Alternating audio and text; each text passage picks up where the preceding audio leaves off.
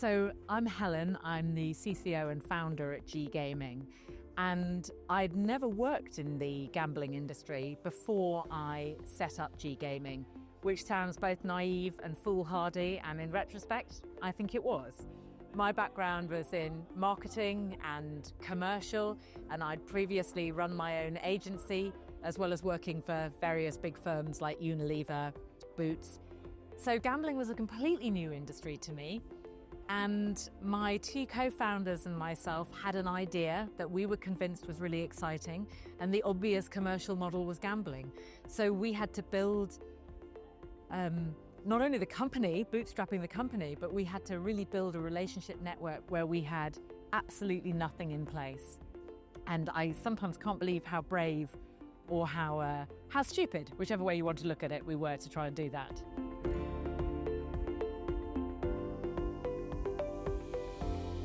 I honestly don't believe that anyone could run their own company if they weren't passionate about it.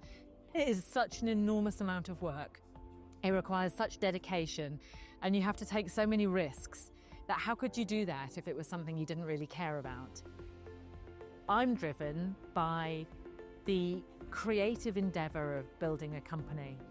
If you'll forgive me for sounding a bit romantic, it sometimes feels like you're spinning gold out of straw.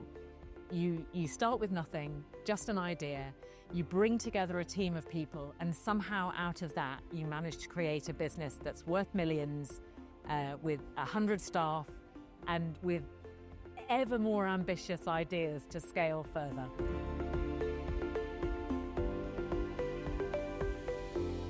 Brazil is unquestionably an exciting market because it has a young and growing population. However, I think people need to be realistic about it. It is not at the moment an enormously valuable market.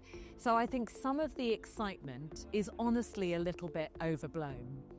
Nonetheless, it is an emerging market that has great potential for future growth.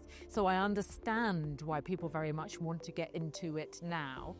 I think the jury is honestly still out on how profitable it is going to be, given that it has a lot of competition, and of course it also now has an increasing overhead to get started, both for operators and suppliers.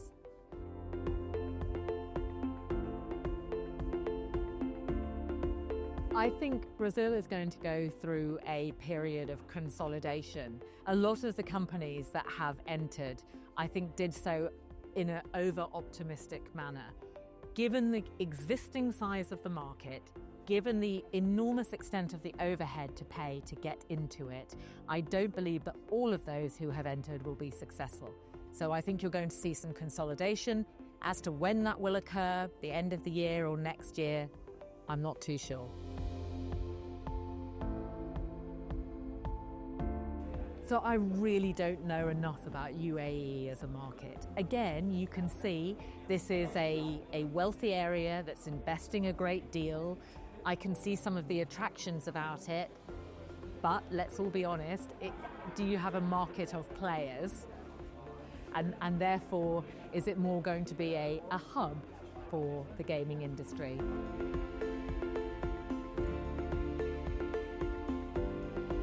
So G is a gaming studio that produces games. I'm very proud of our portfolio of slots, table and scratch.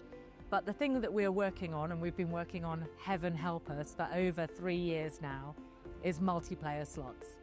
If we get it right, we will revolutionize the iGaming market. This will be not only a new way to play slots, but the new way for the up-and-coming generation to play slots. I would not be investing what we are investing in this insanely difficult idea if I did not believe it was the way of gaming of the future. G plans to bring multiplayer slots to market in 2025.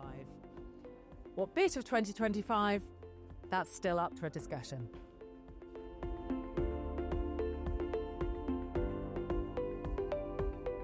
I think that multiplayer as a way of bringing some of the things that have delighted video gamers for the last decade into slots will enable an entire new way of casino play.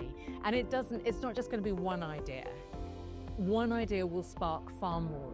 This is a way of playing that is different and that appeals to a different demographic and audience. We have enormous numbers of plans, but I'm also pretty focused on executing just the first one.